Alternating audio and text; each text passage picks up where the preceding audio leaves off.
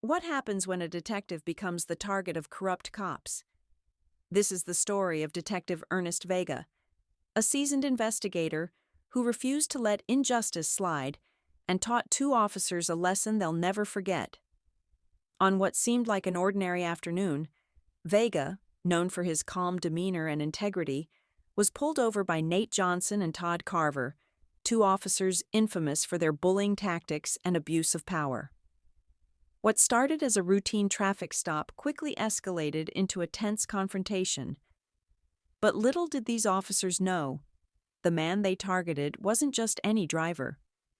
With his calm resolve and undeniable evidence, Ernest turned the tables in a way they never saw coming. Armed with a dashboard camera recording every moment, he exposed their misconduct, leading to consequences they could not escape. How did one man stand up to corruption and hold these officers accountable? Stay tuned to find out. It was an ordinary afternoon for Detective Ernest Vega. After a long morning on the job, he decided to grab a quick lunch at McDonald's before heading home. He was looking forward to a quiet evening, the kind of peace he rarely got in his line of work. As he drove through the familiar streets of New Haven, the sound of soft jazz filled his car, and everything seemed calm, until it wasn't. In the rearview mirror, flashing red and blue lights suddenly appeared, breaking the serenity. Ernest instinctively glanced at his speedometer. He wasn't speeding, so why was he being pulled over? As he eased his car to the side of the road, his mind sharpened, prepared for whatever was coming next. Approaching his car were two officers, Nate Johnson and Todd Carver.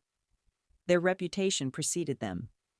Around town, they were known for their bullying tactics, pushing their authority too far and often targeting innocent people. To most, an encounter with them meant trouble.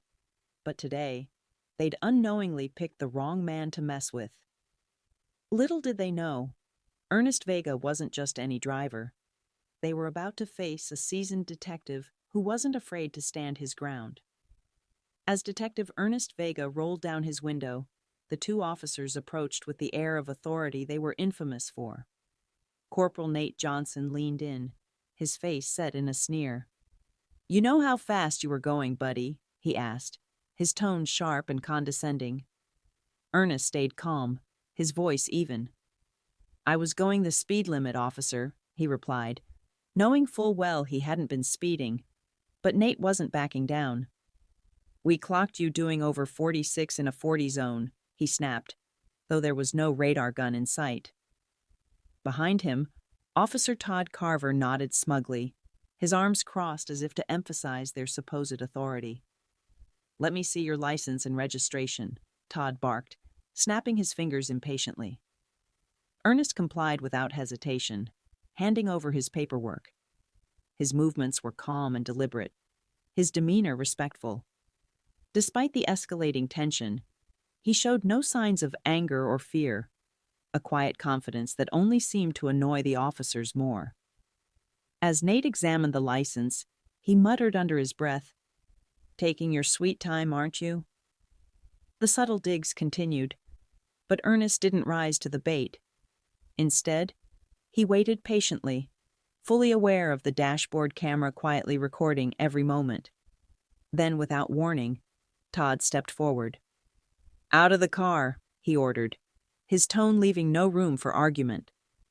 Ernest raised an eyebrow but complied, stepping out and keeping his hands visible.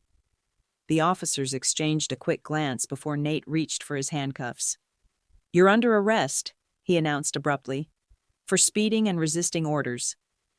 The tension thickened as Ernest stood there, unmoving. "I did everything you asked," he replied, his voice calm but firm. "So why are you arresting me now?" Nate and Todd's smug expressions made it clear. They thought they had him. But Ernest wasn't about to let their intimidation tactics slide, and the officers were moments away from a rude awakening. As Nate reached for the handcuffs, Ernest calmly reached into his jacket pocket. Both officers tensed, but what he pulled out wasn't what they expected. Flipping open a badge, Ernest revealed his identity. Detective Ernest Vega, New Haven Police Department. The shift was instant. Nate's sneer vanished, replaced by wide eyes and a nervous stammer. "Detective, we didn't realize," he began, but Ernest cut him off. "Didn't realize what? That you were breaking protocol? Or that you were harassing someone you thought couldn't fight back?" Todd, who had been grinning moments ago, now looked pale. We thought you were speeding," he mumbled weakly, his confidence evaporating. Ernest's gaze remained steady, unflinching. "You thought wrong, and now you're going to answer for it." He gestured toward his dashboard. "See that camera? It's been recording this entire encounter. Your false accusations, your intimidation, all of it." The color drained from their faces as the weight of their actions hit them. Ernest's voice stayed calm but firm. "This is exactly the kind of behavior that gives good officers a bad name. And I'm making sure this doesn't get swept under the rug." The officers exchanged panicked glances, their arrogance replaced with sheer dread. They knew they were caught, and there was no talking their way out of it now. The very next morning, Detective Ernest Vega walked into the New Haven Police Department, calm and composed, with the damning evidence in hand. He filed a formal complaint with Internal Affairs, attaching the dashboard footage that captured every word and action from the previous day. The video didn't just tell a story, it exposed a pattern of intimidation and abuse of power. Word spread quickly through the department. By noon, Corporal Nate Johnson and Officer Todd Carver were summoned to a meeting with Internal Affairs. As they stepped into the room, they were met with stern faces, including that of Captain Harris, who wasted no time. "We've reviewed the footage Detective Vega provided," Captain Harris said firmly. "What I saw was not just a breach of protocol. It was a disgrace to this badge." Nate and Todd stood silent, their arrogance replaced by visible discomfort. The decision was swift and decisive. Immediate unpaid suspension for both officers, pending a full investigation.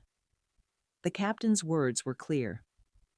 Depending on the outcome, termination is on the table. As Ernest watched from across the room, he felt no triumph, only resolve.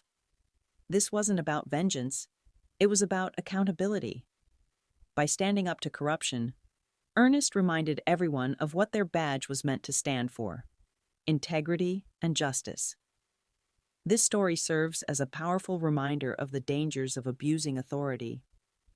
When law enforcement officers misuse their power, it doesn't just harm the individual in front of them, it damages the trust that the community places in the entire department.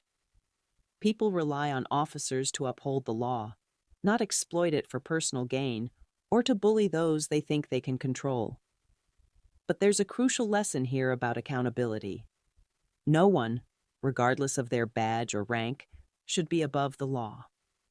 Officers who engage in misconduct must be held responsible for their actions, and it's up to those with the courage to speak out, like Detective Ernest Vega, to ensure justice is served.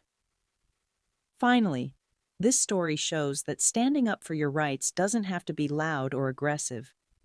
It can be done calmly, with respect and composure.